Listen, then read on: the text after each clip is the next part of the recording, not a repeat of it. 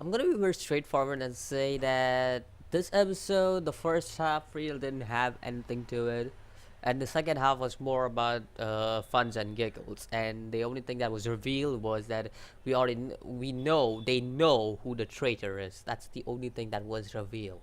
And otherwise, this episode, to be honest, really had no context to it, and I don't remember what in the manga. I think so. This has to be like 5 or 6 pages. That's all, and that's what is kind of disappointing because they're like adapted one chapter or a half chapter, which is kind of disappointing because I went back to read the manga and I just realized that when you reach episode 15, you realize that there have only been like 11 to 12 chapters that have been completed. That's what's funny because I didn't realize this until now, but the anime is really slow. Like it's really slow, and that's what I realized straight away after reading the manga because restarted reading the manga and I wanted to get like catch up to all the things that has been happening, and that's the reason why I restarted reading the manga because obviously I have to like start from something around 80 chapters or something. So I decided why not just start from the beginning because I will relive all the great moments in Black Clover, and definitely it was great to see all the moments again, but it was also disappointing that the anime is kind of slow, and it's just making it seem like, oh, this is a long go, like this is a slow series, like something like, oh, let's see, something like Naruto or One Piece or Dragon Ball, like the old series where they used to take the approach slow, but that's not the case. Like that is really not the case. Like this series is really fast. That's what I realized as soon as I restarted reading the manga.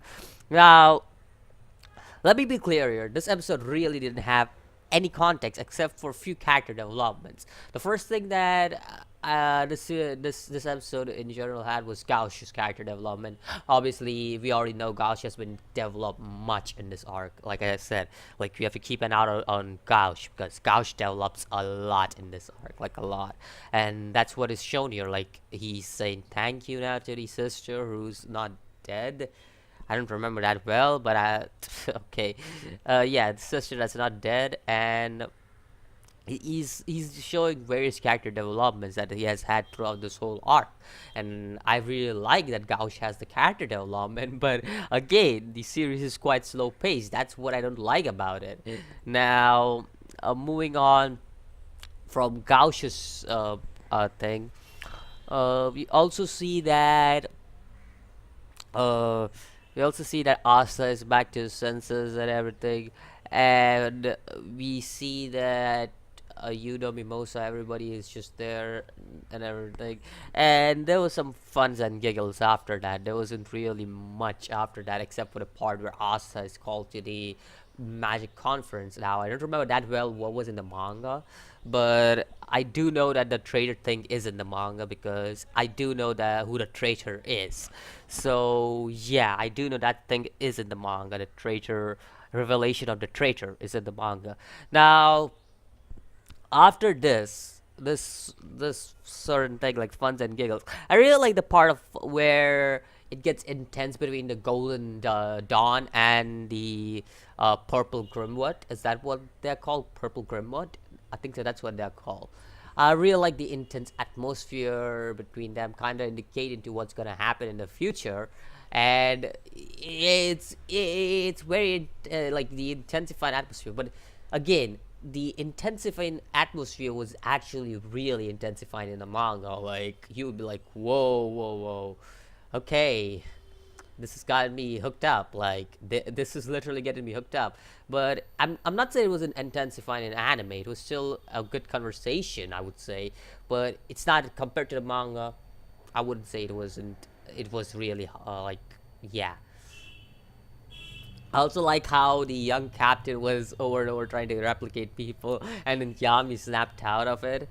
And finally, we get to see Asta is quite scared and everything. And there's a reason to why he is like that. And we see what the revelation has been done and everything. It's just a wait for the next episode. But the thing is now that Are they gonna adapt the War Kingdom or whatever arc it's called? Because the water place that they are in, that is supposed to be one of the best arcs in Black Clover, and I really like that arc. And that's the last arc that I have read.